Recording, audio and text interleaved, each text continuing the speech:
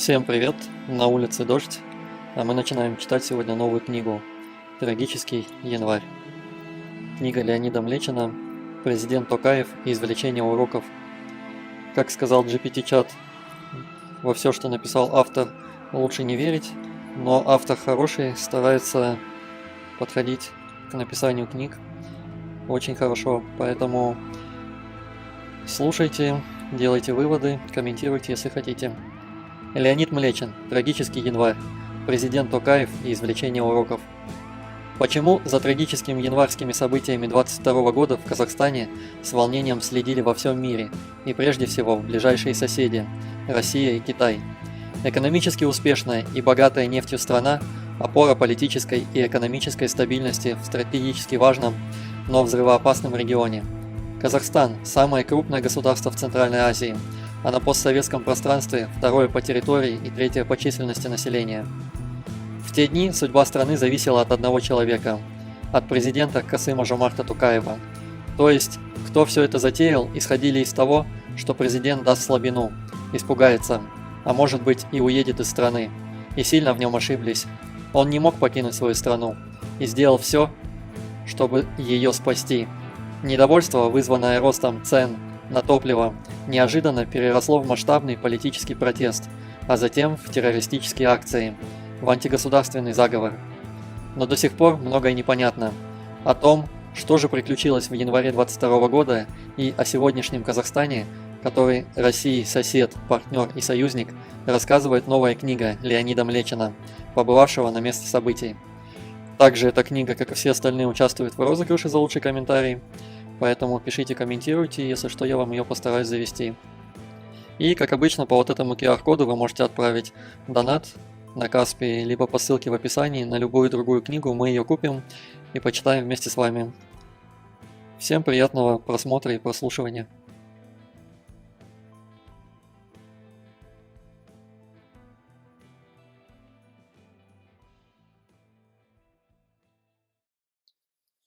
Всем привет! Продолжаем читать книгу. Сегодня у нас глава 14. Дипломатами рождаются. 8 декабря 1991 года руководители России, Украины и Белоруссии подписали Минское Беловежское соглашение об образовании Содружества независимых государств СНГ. Они заявили, что Союз СССР как субъект международного права и геополитическая реальность прекращает свое существование. А в Казахстане еще 16 октября Верховный Совет принял закон о выборах президента. Проголосовали уже через 1,5 месяца. И 10 декабря прошла инаугурация первого президента Назарбаева. И в тот же день Казахскую Советскую Социалистическую Республику переименовали в Республику Казахстан. 16 декабря, уже после встречи в Беловежской пуще, после того, как Советский Союз перестал существовать, Верховный Совет Республики принял конституционный закон о государственной независимости Республики Казахстан. Так началась история современного Казахстана. А в Москве Токаеву предложили лететь во Вьетнам генеральным консулом России в Дананге. Самостоятельная и перспективная работа. Он отказался, хотя в ту скудную пору загранкомандировки особенно ценились. В один из тех декабрьских дней незабываемого 91 года Токаеву позвонил постоянный представитель Казахской ССР при Союзном Совете Министров. Существовала такая структура в советское время. Нечто среднее между посольством и лоббистской фирмой. Задача каждого постпредства состояла в том, чтобы налаживать отношения с чиновниками союзных ведомств и выбивать все необходимые для своей республики. Постпредом был Канат Саудабаев, режиссер. По образованию он руководил казахским цирком, потом стал руководителем республиканского кинематографа и министром культуры. В 1991 году его отправили в Москву. Когда Казахстан провозгласил свою независимость, возникла новая задача – добиться признания нового государства и максимально быстро. Канат Саудабаев попросил о помощи профессионала Токаева. Начались беседы, на сей счет с иностранными дипломатами, аккредитованными в Москве. Потом, как положено, отправили в посольство составленные по всем правилам протокола ноты и начали встречаться с главами дипломатических миссий. В мае 1992 года Канат Саудабаев поехал первым казахстанским послом в Турцию. Касым-Жомарт Токаев счел своим долгом вернуться на родину. Он вспоминал, как мама сказала ему: «Будь жив, отец», он непременно сказал бы тебе: «Надо работать в Казахстане». Эти слова прозвучали как наказ.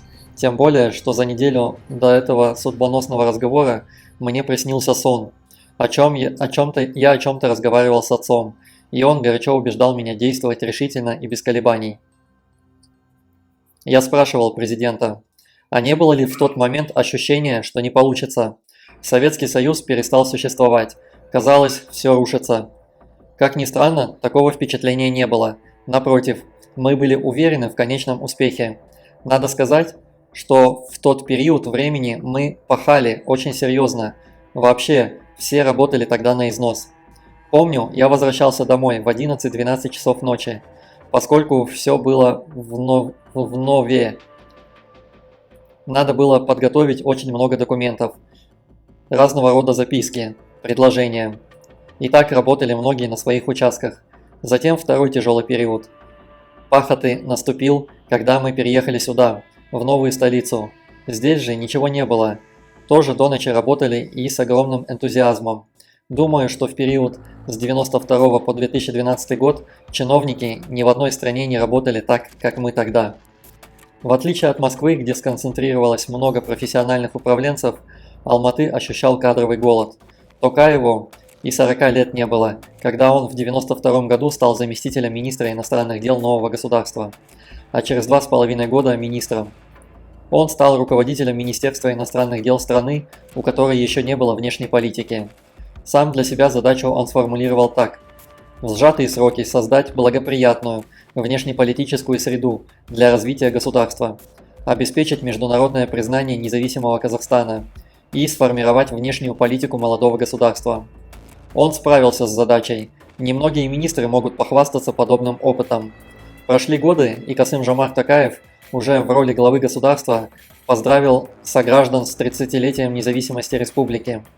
День независимости – это великий праздник, который является венцом нашей многовекторной борьбы за собственную государственность, олицетворением стойкости народа, ярким воплощением его светлых устремлений в будущее. Независимость не досталась нам в подарок или по воле случая. Ценности независимости красной нитью проходят через многие столетия национальной истории. Наш народ всегда бережно относился к идее государственности, потому что нация, имеющая независимое государство, в историческом плане считается успешной, поскольку сохраняет за собой выбор пути развития. Этот фундаментальный принцип неоднократно доказан временем. В истории, дошедшей до нас из седой древности, и истории, которая творится на наших глазах, каждый гражданин Казахстана находит частичку себя, всем сердцем принимая и понимая значение независимости. Сегодня кому-то может показаться, что успех нашей страны был предопределен, но тогда, 30 лет тому назад, стартовые условия у Казахстана были непростые, можно сказать, крайне сложные.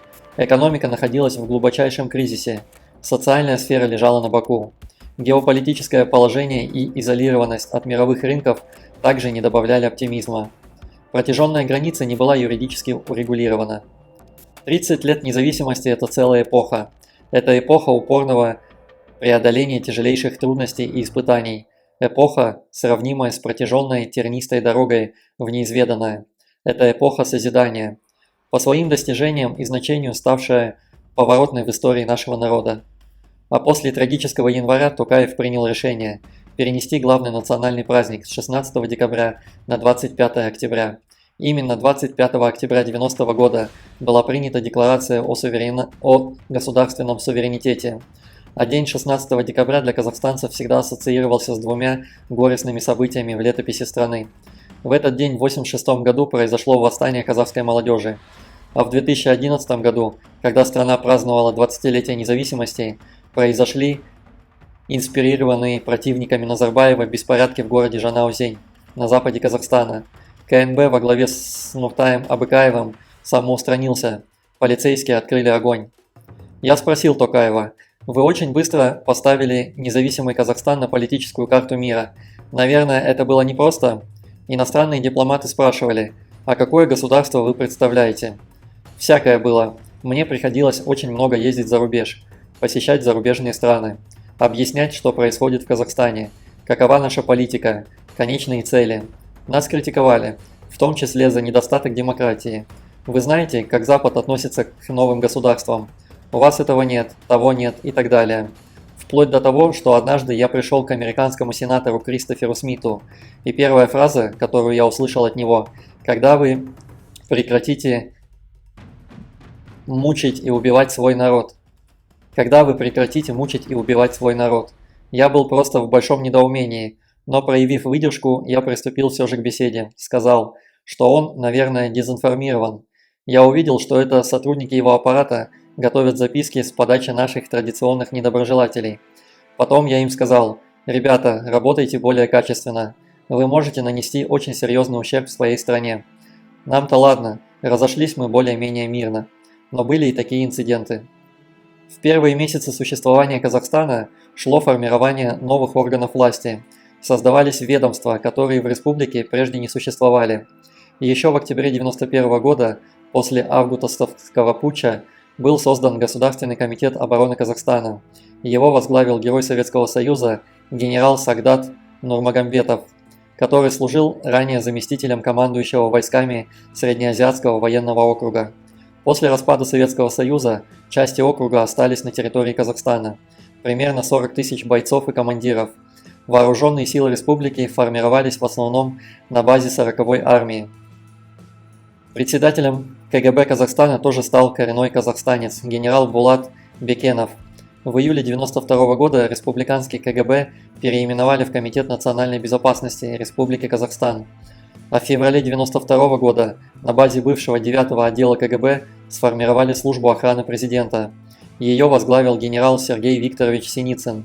Охрану президента он доверял опытному человеку Амангельды Шабдарбаеву, бывшему начальнику охраны многолетнего хозяина республики Кунаева.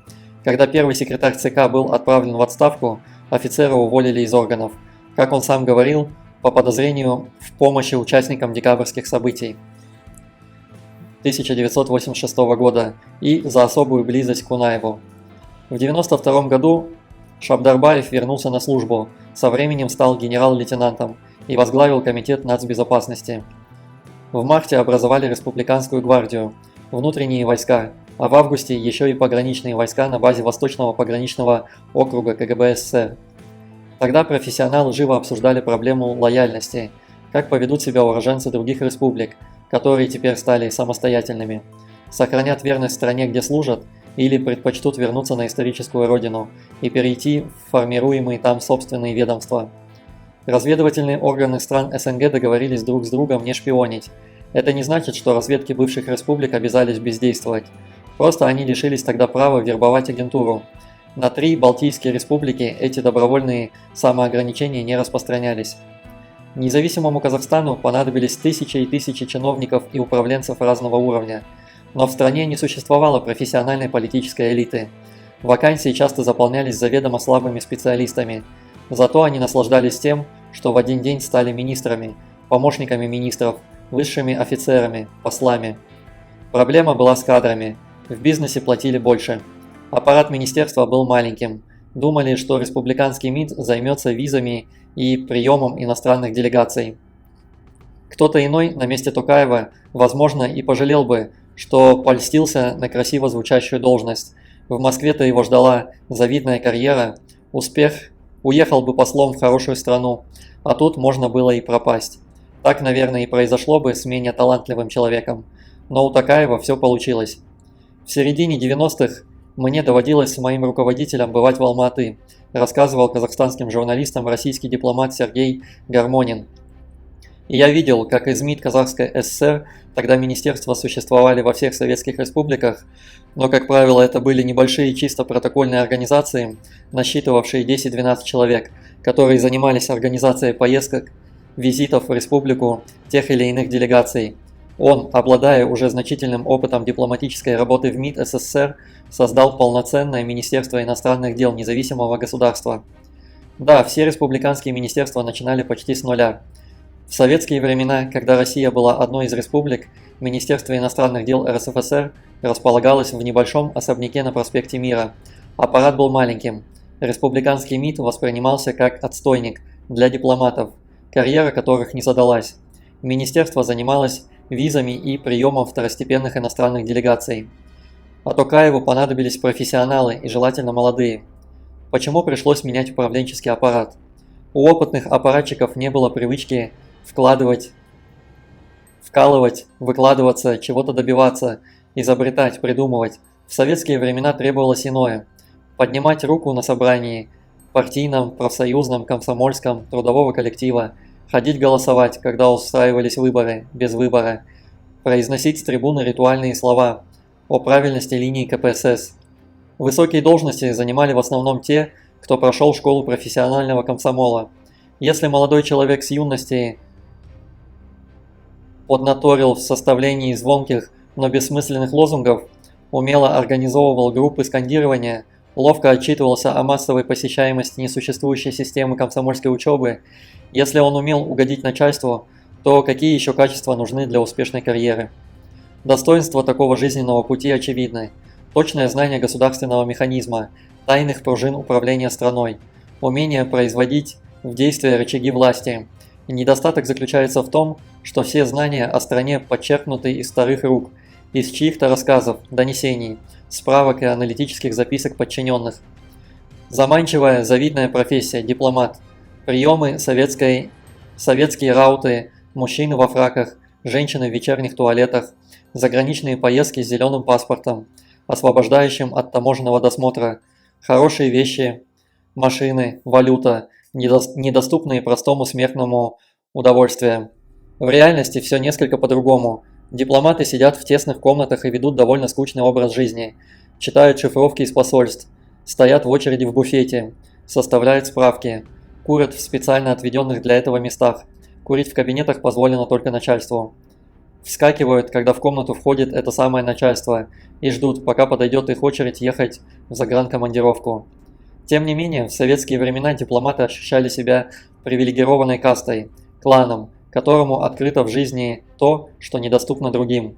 Когда каждый получил возможность поехать за границу и зарабатывать хорошие деньги, ореол дипломатической службы поблек. Тем более, что особо завидного в жизни дипломата осталось немного. Дипломаты всегда разрываются между стремлением делать карьеру, перемещаясь из кабинета в кабинет в министерстве, и желанием вырваться за границу, скажем, заместителем министра выше по должности. Но жизнь посла комфортнее, интереснее. Большинство высокопоставленных дипломатов делают выбор в пользу посольского кресла, если, конечно, им не предлагают место самого министра. Касым-Жомарту Токаеву предложили. «Мы сделали то, что многим политикам казалось невозможным», – вспоминал он. «Прежде всего, была создана полноценная государственность. Казахстан избежал судьбы несостоявшегося государства. Наша экономика обрела необходимую устойчивость и была признана рыночной. Казахстан твердо встал на ноги как государство, понимающее важность международных обязательств и неуклонно выполняющее их. Должность министра иностранных дел кажется завидной тем, кто ее не занимал. Токаев быстро осознал, какая это тяжелая миссия.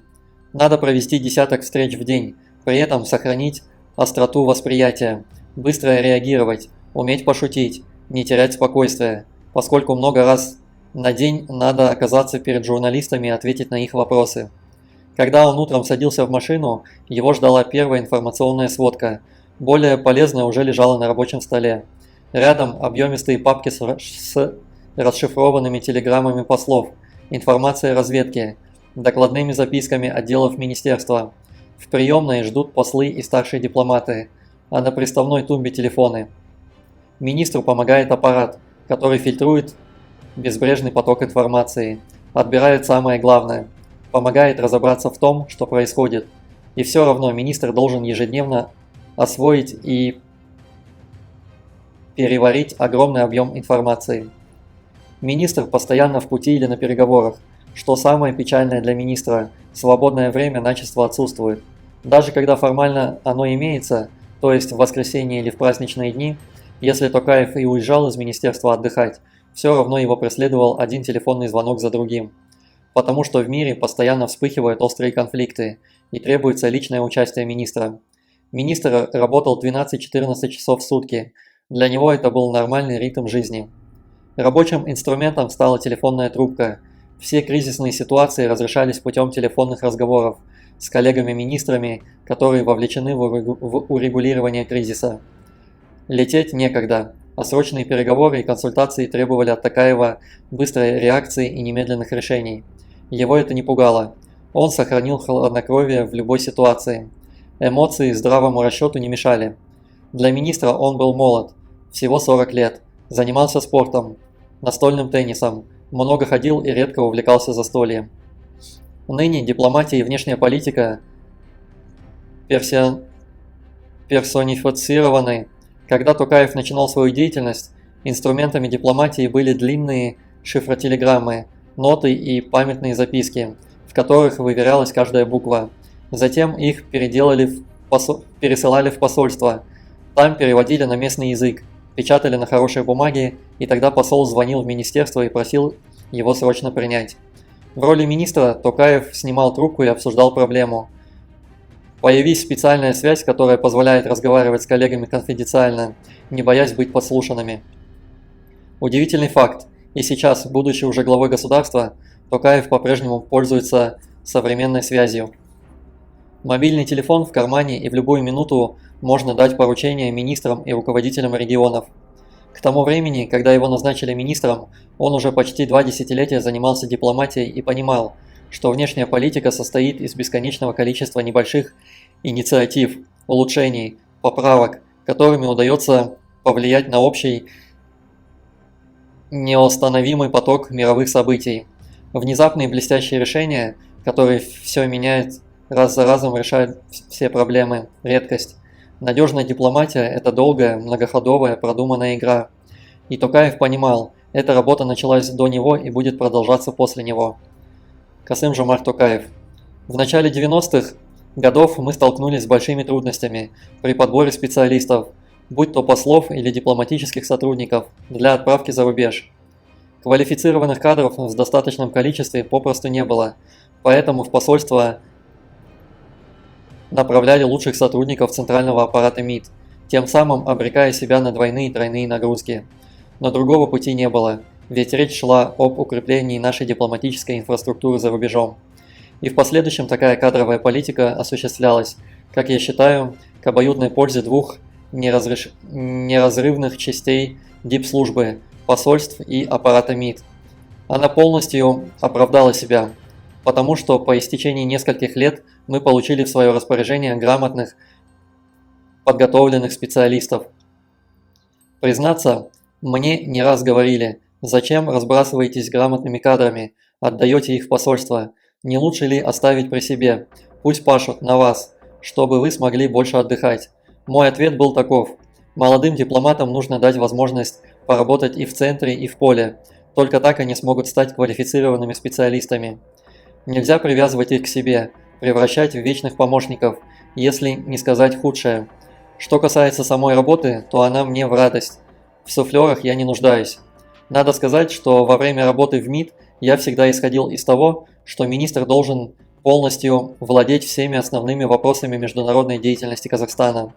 Поэтому много времени уходило на изучение всех важных служебных документов, на подготовку писем президенту и в правительство. В принципиальном плане считаю, что руководители крупных коллективов, особенно такого специфического, как дипломатическое ведомство, должны показывать пример своим подчиненным в плане квалификации и трудоспособности, знать и уметь больше, чем подчиненные. Только так можно обрести подлинный авторитет в коллективе. Не хотел бы идеализировать МИД, но в нашей системе все же выдерживались определенные моральные нормы. Мы всегда старались поощрять способных дипломатов продвижением по служебной лестнице или командировками в посольство за рубежом. Для меня, руководителя МИД, было крайне важно, чтобы сотрудники министерства чувствовали, что о них помнят и заботятся. В дипломатическом коллективе сложилась добротная корпоративность, основанная на преданности своей профессии. Принцип «знать и уметь больше, чем подчиненные» неизменно помогал мне во взаимоотношениях с сотрудниками дипломатического ведомства. Надо сказать, что начиная с октября 1994 года по январь 2007 года, не считая 2 с лишним лет, проведенных в премьерском кресле, в моих заместителях побывало 23 человека. Со стороны может показаться, что это была текучесть кадров, но я считал иначе. Нужно было дать людям возможность проявить себя на самостоятельной работе в качестве послов, а не эксплуатировать и выжимать из них все соки в собственных интересах. Поэтому я рекомендовал главе государства для работы в качестве послов большую группу заместителей министра, директоров департаментов. Профессионалы не принимают формулу британского поэта сэра Генри Уоттона, который в 1604 году написал на форзаце книги свое определение дипломата, получившее широкое распространение. Добропорядочный человек, посланный за границу, чтобы лгать от имени своей страны. Разумные и порядочные люди не выносят лжецов, а как же в дипломатии без лукавства? Сталин считал дипломатию доведенным до совершенства искусством обмана. Считал, будешь правду говорить, засмеют, и много друзей он завоевал. Министр должен тщательно готовиться к переговорам, но где взять на это время? Касым-Жомарт Токаев мог, конечно, ненадолго закрыться в кабинете, приказать секретарям ни с кем не соединять, но постоянно что-то происходит, и все требует министра к ответу. Он радовался, когда предстояли переговоры в далеких от Казахстана местах, тогда было время проработать в полете. Умение вести переговоры – высшее дипломатическое искусство. Ссориться и упрямиться в дипломатии проще всего, значительно труднее договариваться. Как профессионал, Токаев всегда был настроен на поиск компромиссов. И есть еще одно твердое правило – на переговорах нельзя врать. Об этом обязательно станет известно, и министру всегда будет тыкать в нос, что он однажды соврал. Классическая дипломатия предполагает недосказанность. Я говорю тебе правду, но не всю правду. Современная дипломатия так стремительна, что не остается времени на недосказанность. Надо говорить прямо как есть, иначе будет потеряно дорогое время и доверие. Исчезновение доверия в дипломатии страшно опасно. Возникает подозрительность, которую никакими силами невозможно развеять. Приводит это к тому, что уже никто никому не верит. Все убеждены, что другая сторона сознательно делает выбор в пользу конфронтации и вынашивает коварные замыслы. Эскалация от потери доверия до уверенности, враждебности замыслов соперника происходит мгновенно. Только дилетанты думают, что умный дипломат должен давать каждой стороне разные объяснения мотивов своих действий. Надо, разумеется, уметь воздействовать на собеседника, добиваясь нужного результата, но более тонкими методами. В этом и заключается дипломатическое искусство. Токаеву, как руководителю казахстанской дипломатии, прежде всего предстояло установить новые отношения с Москвой. В России дипломатам тоже пришлось туго в те трудные годы. Впервые в истории МИД начался отток кадров. Дипломаты, особенно молодежь, бежали от маленькой зарплаты.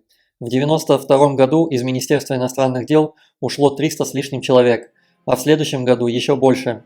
Уходили в бизнес, потому что нужны были деньги. Зарплаты в центральном аппарате министерства платились ничтожные в сравнении с ожиданиями дипломатов и их высокой квалификацией. Российские дипломаты трудятся на Смоленской площади, в известном всему миру высотном здании, которое в советское время делили с коллегами из Министерства внешней торговли. В высотке места всем не хватало, и специалисты по Ближнему и Дальнему Востоку расположились в маленьких комнатках соседнего с высотным зданием, в котором когда-то находился известный гастроном Смоленский. Поэтому здание в МИДовском обиходе именовалось Гастромидом. А сотрудники нового департамента по делам СНГ, партнеры Токаева и его команды, обосновались и вовсе уж в тоскливом помещении в здании на Старом Арбате, где находилась аптека. Это здание дипломаты между собой так и называли – МИД-аптека.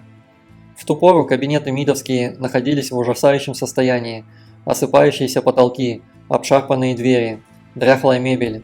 Комнат не хватало, поэтому сидели дипломаты на голове друг у друга. Поехать в загранкомандировку стало неизмеримо труднее, потому что сократились штатные расписания посольств и консульств. Бедствовавших дипломатов подкармливали тем, что отправляли вахтовым способом на 3 месяца в какое-нибудь посольство на свободную ставку.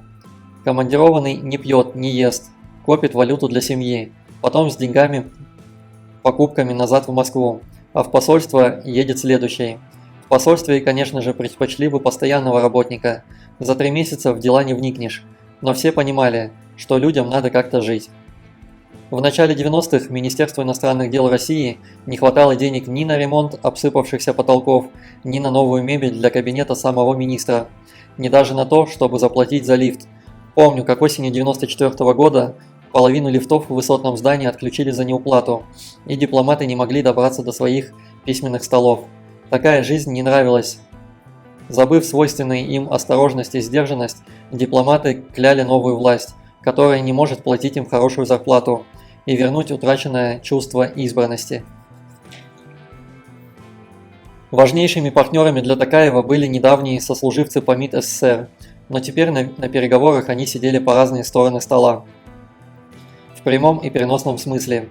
Независимость бывших советских республик в Москве официально признали, но в душе российские чиновники и дипломаты еще не воспринимали Казахстан как самостоятельное государство.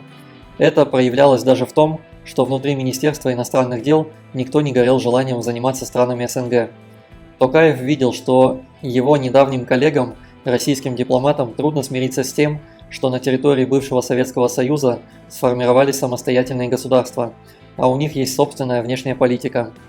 Почти сразу с конца 1991 года в России заговорили о том, что Северный Казахстан, где живет значительное русское население, исконно российская территория. Если Казахстан уходит, пусть отдает наши земли. Некоторые российские политики отрицали историческое право Казахстана на независимую государственность. Казахстан был крайне обеспокоен безопасностью своих границ и жестко реагировал на разговоры о территориальных требованиях. В Конституции записали: суверенитет республики распространяется на всю ее территорию. Государство обеспечивает целостность, неприкосновенность и неотчуждаемость своей территории. При подготовке первого межгосударственного договора в 1992 году российская делегация не хотела включать пункт о признании территориальной целостности обоих государств. Но Казахстан настоял на своем. В договор записали и важное для республики обязательство – запрещать деятельность организаций и групп, выступающих против независимости и территориальной целостности обоих государств. Масло в огонь подлил вернувшийся в Россию из Соединенных Штатов лауреат Нобелевской премии по литературе Александр Исаевич Солженицын. В сталинские годы он отбывал срок на территории Казахстана. В своей статье «Как нам обустроить Россию», изданной отдельной книгой, он фактически призвал передать России северную часть Казахстана, населенную в основном русскими. Солженицын писал: «Сегодняшняя огромная его территория нарезана была коммунистами без разума, как попадя. Если где кочевые стада раз в год проходят, то и Казахстан.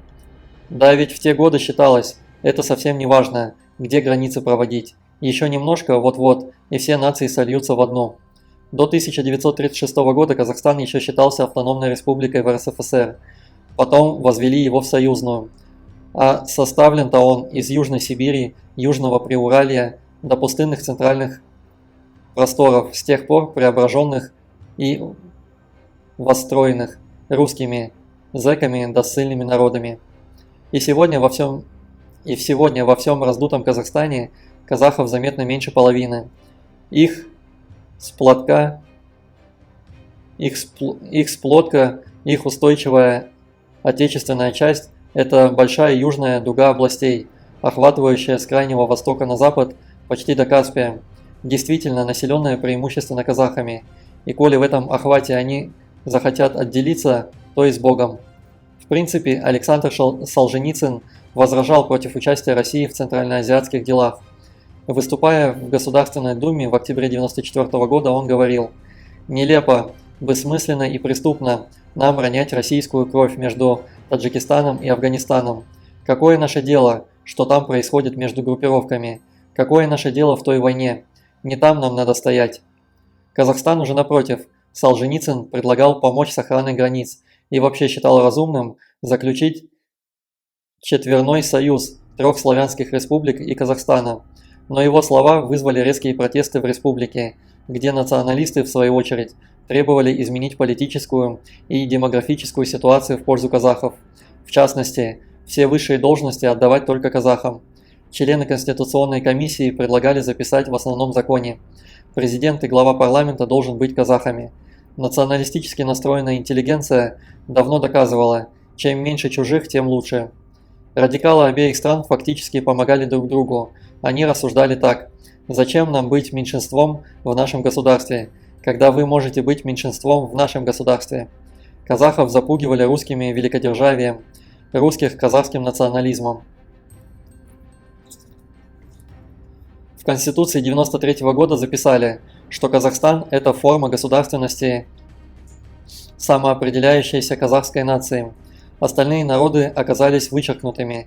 Эта формула породила, мягко говоря, беспокойство среди неказахов, ускорила отъезд русских. Потеря для страны была не только репутационной, все это отталкивало иностранных инвесторов. 30 августа 1995 года приняли новую конституцию, которая начинается словами «Мы – народ Казахстана, объединенный общей исторической судьбой». Народ Казахстана, точнее и современнее, не одна нация, а весь народ Казахстана, объединяющий все национальности, связанные общей исторической судьбой, созидает государственность на исконно казахской земле. Почему русские уезжали из Казахстана? Одни не верили в будущее независимого государства, другие боялись радикального национализма, третьим трудно было смириться с переменами. Они утратили привычный социальный статус и психологический комфорт. Это была драма. Многие просто отказывались верить в происходящее. Впрочем, надо иметь в виду, что среди уезжающих были и военнослужащие, временно находившиеся на территории республики. По подсчетам, в советский период в Казахстан переехало из европейской части СССР 6 с лишним миллионов человек.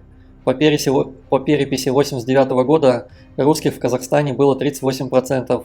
Русские в основном горожане. На 1 января 2022 года население Казахстана насчитывало 19 миллионов человек. Казахи 69%, русские 18%, узбеки 3%, уйгуры 1,5%, украинцы 1,3%, татары 1%, немцы 0,92%, турки 0,61%, корейцы 0,57%, азербайджанцы 0,61%, дунгане 0,4%. В Москве основным партнером Токаева и его коллег стал министр иностранных дел России Андрей Владимирович Козырев.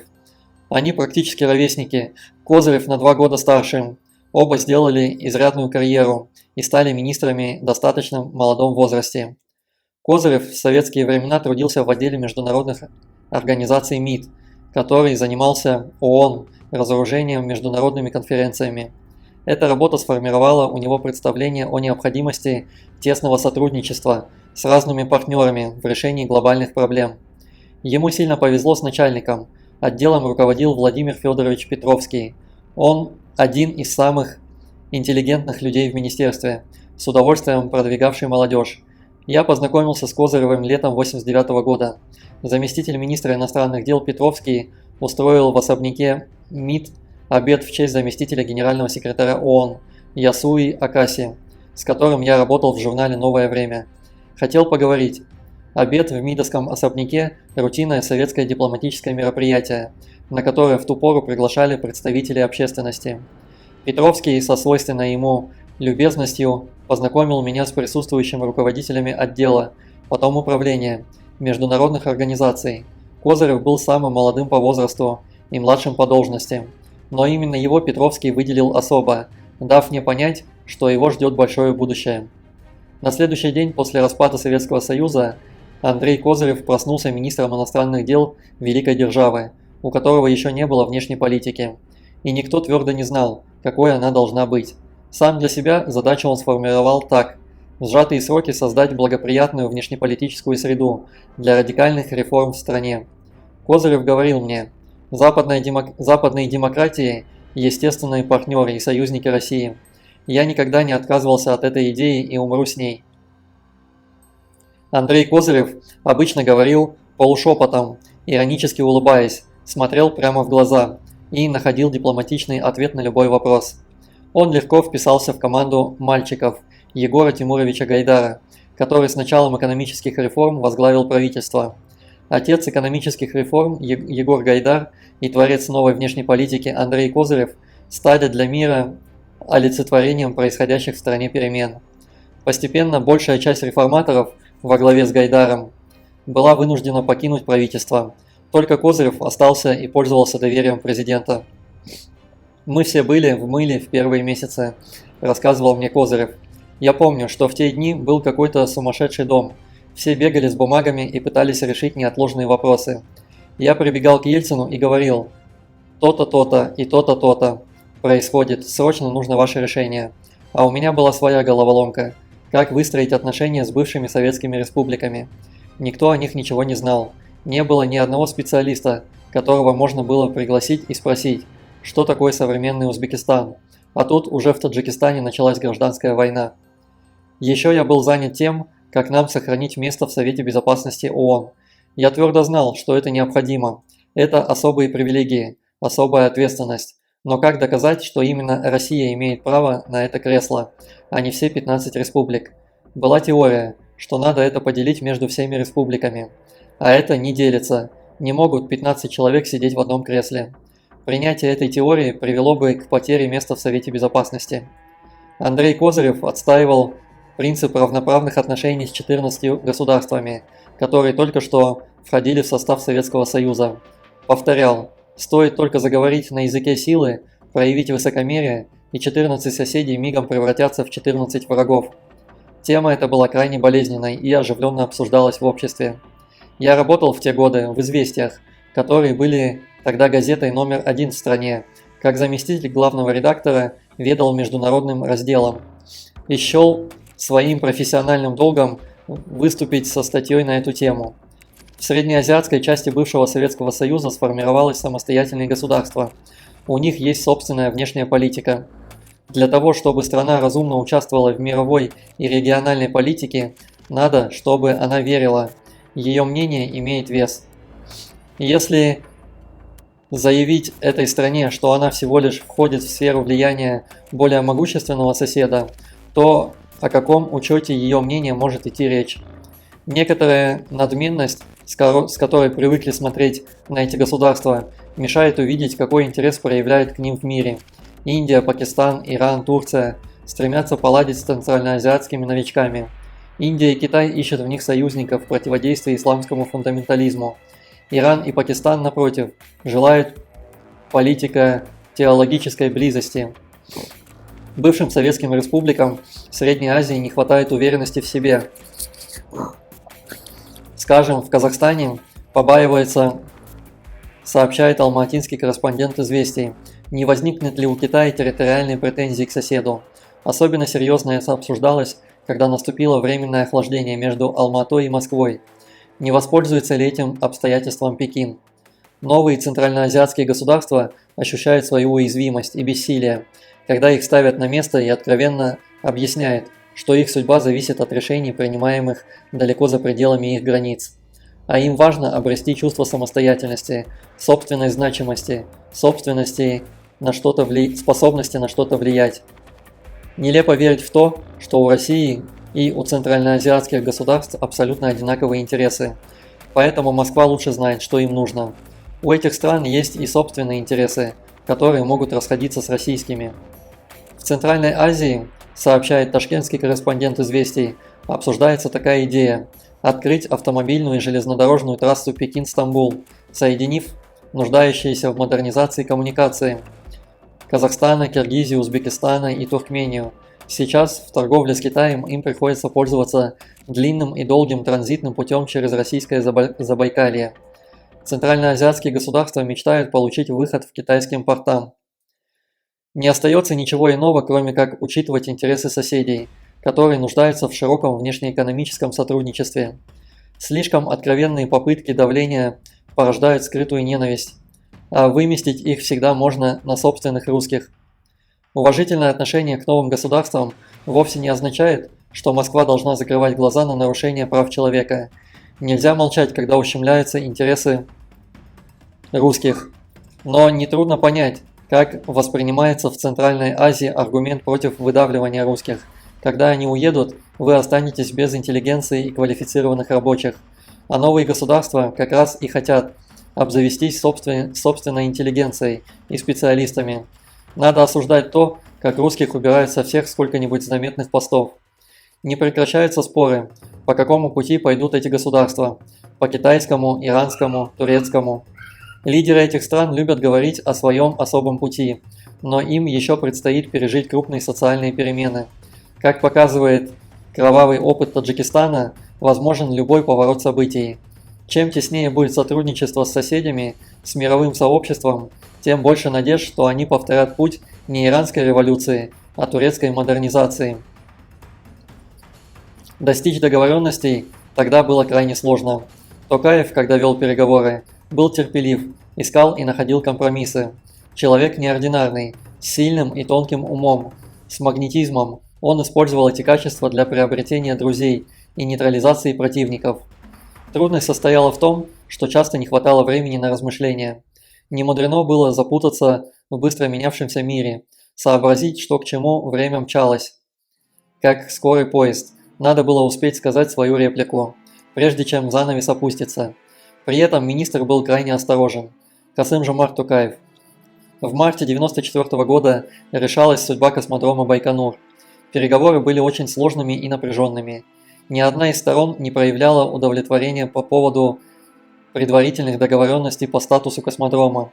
В России некоторые политики считали, что данный стратегический объект следовало бы юридически и практически отторгнуть из Казахстана. И в нашей стране были сомнения, стоит ли уступать космодром россиянам. Нужно, мол, стоять до конца. Договорились в принципе, что космодром Байконур остается собственностью Казахстана, но Россия будет использовать его на условиях аренды. Это было правильное стратегическое по своему значению решение двух президентов. Через 10 лет обе страны подпишут соглашение об использовании космодрома для запуска казахстанского спутника связи. А тогда камнем преткновения стала стоимость аренды космодрома. Россияне вообще не хотели платить за его использование. В какой-то момент довольно напряженных переговоров в узком составе Борис Николаевич, чтобы разрядить обстановку, распорядился принести выпивку. Сотрудник службы безопасности внес поднос, на котором было 4 рюмки водки и легкая закуска. На удивленный вопрос Нурсултана Абишевича, почему 4 рюмки, хозяин кабинета простодушно ответил: 2 рюмки мало, а 4 в самый раз. После этого оригинального диалога президенты подняли тост за братскую дружбу и не без удовольствия опустошили поднос. Алкоголь, кстати, очень вреден для здоровья. Желательно вообще его не употреблять. Затем наш президент сказал: «Россия – большое государство. Почему вы не хотите платить за Байконур?» Борис Николаевич, покачав головой, ответил: «Много требуете. 200 миллионов долларов – это слишком много для нашего бюджета. Мои товарищи меня не поймут. Они просят забрать космодром бесплатно, в обмен на признание принадлежности Казахстану». Затем он решительно махнул рукой, мол, дальнейшая дискуссия не имеет смысла, но Назарбаев настаивал на оплате за аренду космодрома. Наконец Борис Ельцин решил уступить. 50 миллионов долларов и ни доллара больше. После секундного раздумья Нурсултан Абишевич сказал: «Борис Николаевич, давайте определим арендную плату на уровне 100 миллионов долларов плюс 15 миллионов за дружбу». Предложение не понравилось тогдашнему министру Андрею Козыреву.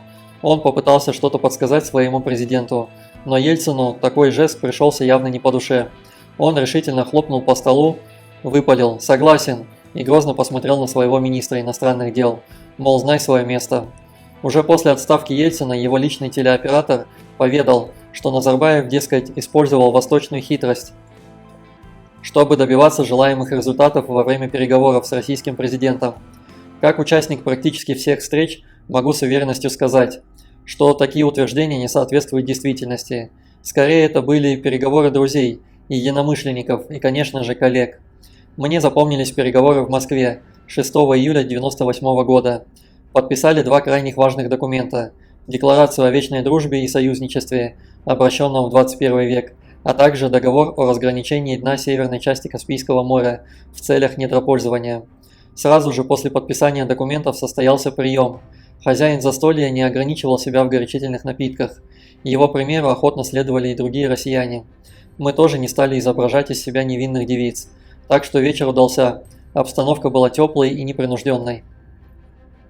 После президентских выборов в 1996 году Борис Николаевич перенес очень сложную операцию на сердце. И даже в этой тяжелой ситуации он оказался своего рода реформатором.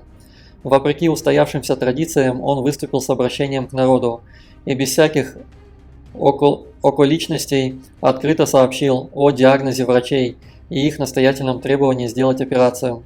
А после ее удачного завершения, едва очнувшись от наркоза, подписал указ о возвращении себе всей полноты власти в государстве. Первым иностранным руководителем, посетившим Ельцина после операции, был президент Казахстана. Было странно лицезреть осунувшего и грустного Ельцина. Тем не менее, он не скрывал благодарности Нурсултану Абишевичу за внимание и поддержку. что нашло отражение в решении удостоить российского президента высшей для иностранцев награды – ордена Алтын-Коран. Ельцин не оказался в долгу. В октябре 1998 года он во время визита в нашу страну вручил Назарбаеву высший российский орден Святого Андрея Первозванного. Казахстанский президент стал первым иностранным лидером, удостоенным такой высокой награды. Тот приезд в Алматы Бориса Ельцина запомнился его очень плохим самочувствием. Он прибыл из Ташкента, где во время торжественных церемоний встречи едва не упал. Спасла заботливая рука президента Ислама Каримова. Этот эпизод вошел в хроники всех зарубежных средств массовой информации. Российский министр иностранных дел Андрей Козырев быстро превратился в главную мишень для оппозиции, которая постоянно требовала... Привет, девчатки. Ставьте лайки! Да, чуть подальше, только вот так надо показать. И дверь еще закройте, ладно? Спасибо. Российский министр иностранных дел Андрей Козырев быстро превратился в главную мишень для оппозиции, которая постоянно требовала его отставки. Ему предъявляли серьезные обвинения. Россия утратила статус великой мировой державы, растеряла союзников, лишилась способности влиять на положение дел в мире. Наступил момент, когда президент Ельцин задумался над тем, что ему следует пожертвовать министром иностранных дел, которого критикуют абсолютно все. Козырев в молодые годы достиг абсолютной вершины в своей профессии. Что он намерен делать, когда перестанет быть министром? Я спрашивал его об этом. Это большая проблема, когда в политику приходит строитель, инженер или математик. Он всегда может вернуться к своему делу. Мое дело – дипломатия, но вернуться к ней я не смогу. Так что для профессионального дипломата стать министром иностранных дел – это не вершина карьеры, а катастрофа. Когда интервью закончилось, Андрей Козырев словно расслабился и на мгновение перестал быть министром. Помню, что он сказал, что он показался мне симпатичнее и человечнее. Я с сочувствием увидел, что никакой он не небожитель, защищенный от бед и страхов высоким постом, кремлевской охраной и иронической невозмутимостью. Я рассказал министру, что, готовя очередную телепередачу, просматривал старую видеохронику, когда он только вошел в правительство. Начинающий министр выглядел добродушным и оптимистичным, хотя видно было, что он с характером. Посему в статье в «Известиях» я назвал его плюшевым медвежонком с железным сердцем. Прошло не так много лет, но медвежонка министр больше не напоминает. «Укатали сивку крутые горки», – грустно сказал министр. Кто же мог знать, что все так повернется? Скорее всего, он имел в виду не только свою судьбу. 17 декабря 1995 года на выборах в Государственную Думу Козырев победил в Мурманске и завоевал депутатский мандат. По закону депутат не может быть министром. Он должен был отказаться от мандата, если бы сохранил свой пост. Козырев ждал до крайнего срока. Не намекает ли президент, что ему следует остаться в правительстве? Не дождавшись, написал заявление об уходе в Государственную Думу. А вот что имело значение для Токаева. После выборов 1993 года, на которых успех достался либерально-демократической партии Владимира Вольфовича Жириновского, выросшего в Казахстане, в Министерстве иностранных дел России начали вырабатывать новую, более жесткую линию в отношении бывших советских республик, в которых осталось многочисленное русское население. Своим заместителем и куратором Департамента по делам государств СНГ Козырев в апреле 1992 года назначил Сергея Викторовича Лаврова. Он и занимался положением русских, оставшихся за пределами России. Но меньше чем через 2 года Лавров с удовольствием расстался с креслом замминистра и в январе 1994 года уехал в хорошо знакомый ему Нью-Йорк, постоянным представителем в ООН. Русский вопрос стал важнейшей проблемой московской дипломатии, и эта проблема поставила администрацию Ельцина в безвыходное положение. Оппозиция атаковала президента именно на этом направлении. Из-за вас страдают русские, оказавшиеся вне России, но некорректно было обвинять Москву в пренебрежении русским вопросом. Столкнулись с проблемой, которая, как показывает история, не имеет идеального решения. Чистая дипломатия, переговоры, резолюции ООН, апелляции к международным органам и к 2 верховным комиссарам по правам человека, Европейскому от ОБСЕ и Всемирному от ООН, радикально изменить ситуацию не в силах. Потому что по-настоящему успокоить русских за пределами России, вернуть им утраченный душевный комфорт можно было только восстановив СССР. Самые умелые действия российских дипломатов, даже если им удавалось, например, добиться каких-то уступок от правительств Балтийских республик, все равно не меняли атмосферу в Прибалтике, где русских считают инородным элементом и в лучшем случае соглашаются их терпеть. Новым министром иностранных дел России стал академик Евгений Максимович Примаков. Для широкой публики и для всего мира назначение Примакова было неожиданным. До МИД Евгений Максимович руководил внешней разведкой. Токаев. Появление Евгения Примакова в дипломатическом сообществе СНГ было встречено с любопытством. Всех интересовало, как поведет себя маститый политик, какие перемены внесет в работу Совета министра иностранных дел. Он действительно отличался от предшественника Андрея Козырева своей натуральной тяжеловесностью, неспешностью и серьезным отношением к вопросам, стоящим в повестке дня совещаний. Если Андрей Козырев мог уйти, сославшись на срочные дела, и появиться где-то к концу встречи министров, то Евгений Максимович такого себе не позволял. Работал упорно и скрупулезно. За обеденным столом Примаков вел себя раскованно, много шутил и рассказывал анекдоты, которые знал в огромном количестве. Не чурался 2-3 рюмок водки. В 1996 году новый министр прилетел в Казахстан. Токаев, но Султан Назарбаев провел беседу с российским министром наступательно, я бы сказал, высказывался на грани фола. Все претензии, накопившиеся в его душе за это время, он буквально выплеснул на огорошенного Примакова, который, тем не менее, не терял самообладания и терпеливо слушал президента. Назарбаев в заключении сказал российскому министру: «Вы-то, надеюсь, понимаете, что возврата в прошлое нет. Казахстан – суверенное государство. Его безопасность гарантирована ядерными державами, в том числе Россией. Если границы незыблемы, не понимаю, почему вы протворствуете всякого рода авантюристам и безответственным политикам, которые обвиняют нас чуть ли не в дискриминации русских. В Москве должны понять, что трудности переходного периода тяжелым грузом ложатся на плечи всего населения, независимо от национальности». Примаков ответил, что Казахстан – самый близкий друг и сосед России, никакого поворота в политике не будет. Назарбаев примирительно сказал министру: «Мы давно знаем друг друга. Я сказал наболевшее Примакову, другому не стал бы говорить». Покидая президентскую резиденцию, Евгений Максимович заявил ожидавшим его журналистам: «Русского вопроса в Казахстане не существует. Здесь межнациональное согласие». Привет! Да, привет, привет. О, твоя рука? Это значит, ставьте лайки. А это твои игрушки, да? Да. Классно. Пап, я хочу Что хочешь? бумагу. Бумагу? Так.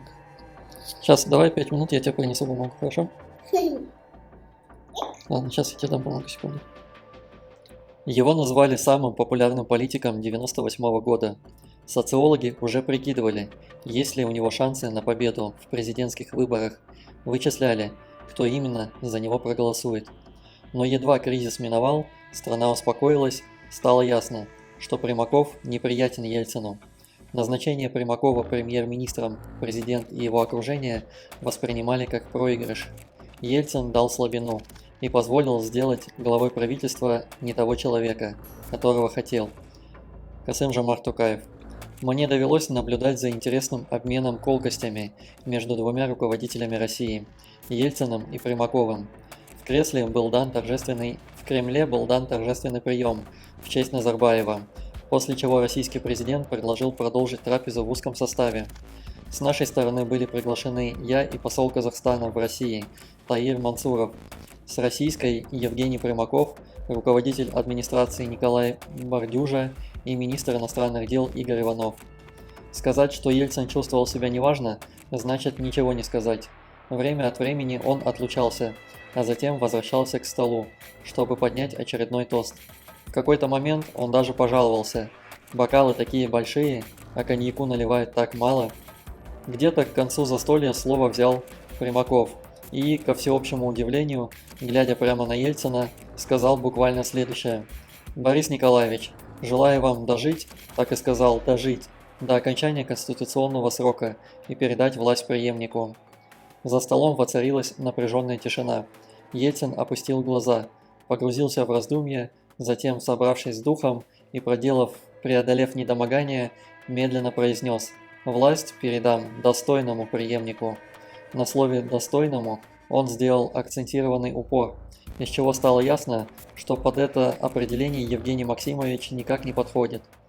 Нам было известно о напряженных взаимоотношениях между Ельциным и Примаковым, но трудно было ожидать, что они выплеснутся в такую перепалку в присутствии посторонних людей.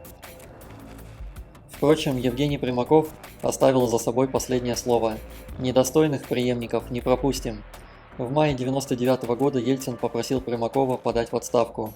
Евгению Максимовичу было предложено занять любой зарубежный пост, например, взять на себя курирование всех ближневосточных проблем в ранге специального представителя президента. Он отверг предложение. Накануне Дня России, который отмечается 12 июня, у Примакова поинтересовались, как он отнесется к награждению его высшим орденом страны. Ответил, что не примет. Его пригласили к Ельцину. Отказался. Токаев. Наша последняя встреча за ужином состоялась в апреле 2007 года в Алма-Аты.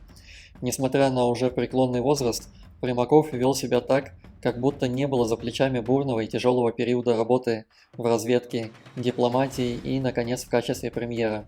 Охотно ел и выпивал, много шутил и рассказывал о своей работе в правительстве.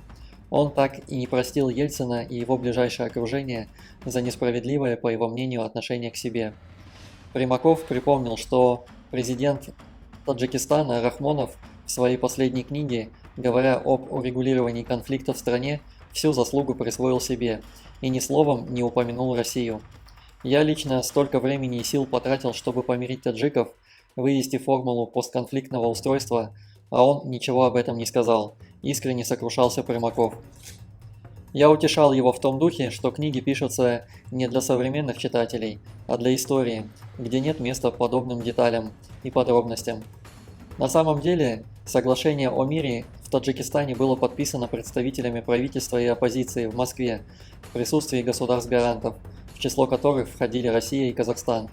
На церемонии подписания в Кремле присутствовали Примаков и я в качестве министра иностранных дел. Это по-настоящему важное событие произошло летом 1998 года, сразу после произведенного Индией испытания ядерного оружия.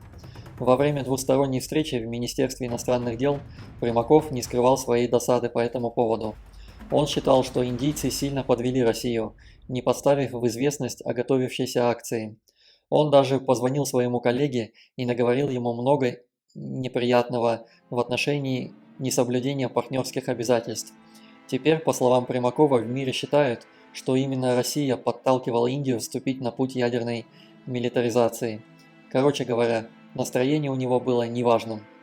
Перед расставанием подарил Примакову книгу «Под стягом независимости». Сказал, что испытывая неловкость при вручении этого фолианта академику. Российский министр быстро нашелся. Академики таких толстых книг не пишут. Грузинское прошлое не опускало Примакова, в чем можно было убедиться во время алматинского застолья. Он с удовольствием цитировал вирши грузинского поэта Сосо. За этим псевдонимом, как известно, скрывался юный Сталин. Мне довелось быть свидетелем вовлеченности российского министра в урегулирование грузинско-абхазского конфликта. Если бы он продолжал заниматься этим делом, возможно, что-то путное из этого и вышло. Касым-Жомарт Токаев и другие казахстанские руководители с интересом наблюдали за бурной политической жизнью в Москве. Со стороны многое казалось совершенно непостижимым. Самое непонятное и загадочное место в этой кипящей жизни занимал преуспевающий предприниматель Борис Абрамович Березовский, который быстро потерял интерес к бизнесу и увлекся политикой. Наиболее удачной сделкой Березовского было приобретение части акций общественного российского телевидения, ныне Первый канал, что обеспечило ему контроль над главной телекомпанией страны, программы которой принимались во всех самых отдаленных уголках страны.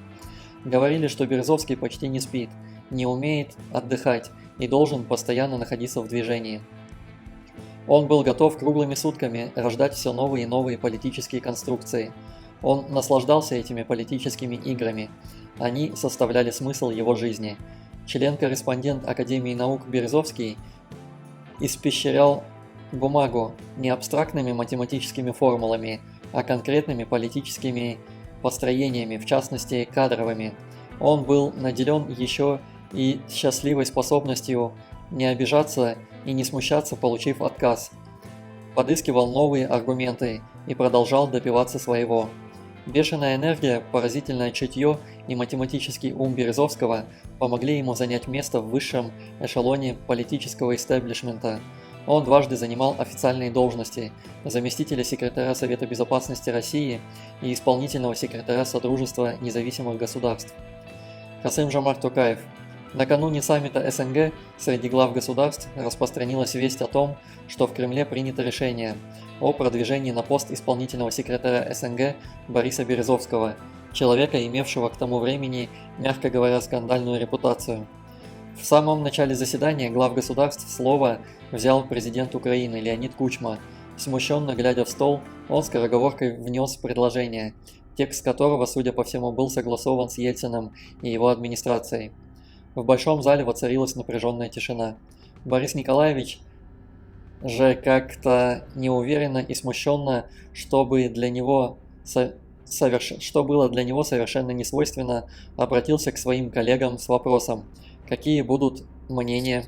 Никто из присутствующих не захотел высказаться по этому щепетильному вопросу, после чего российский президент сказал, что ему нужно переговорить с Березовским, и поэтому он объявляет перерыв минут на 10. Перерыв затянулся на час, если не больше. Ельцин вошел в зал в сопровождении взъерошенного олигарха, пригласил других президентов занять свои места и заявил, что провел беседу с Березовским, и тот, мол, дал согласие на назначение на должность исполнительного секретаря СНГ. Чтобы соблюсти хоть какие-то нормы приличия и видимость демократических процедур, Ельцин предложил задать вопросы кандидату на высокую должность. Назарбаев поинтересовался, как Березовский собирается реформировать СНГ. Тот отвечал сбивчиво, косноязычно, после чего на лицах президентов появилось выражение крайнего недоумения.